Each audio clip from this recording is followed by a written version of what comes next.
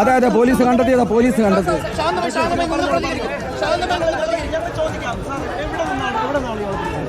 അയാളുടെ വീട്ടിനടുത്തേക്ക് അയാൾ വരുമെന്ന് അറിയാം.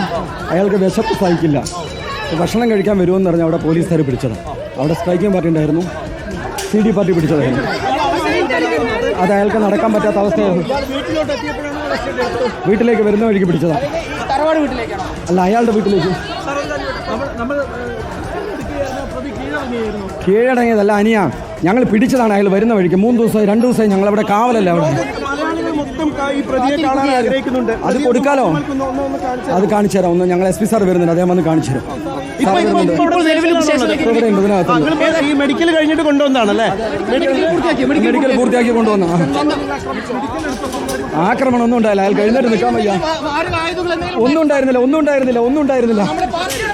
അതെ പോലീസുകാരെ പിടിച്ചത്. ഔദ്യോഗികമായിട്ടുള്ള വിവരം ഇപ്പോൾ ആലത്തൂർ DYSP K മുരളീധരനെ വ്യക്തമാക്കിയിരിക്കുന്നു.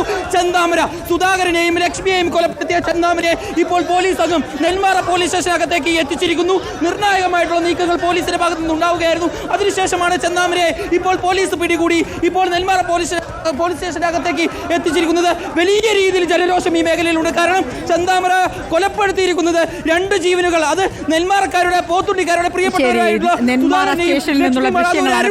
കണ്ടുകൊണ്ടിരിക്കുന്നത്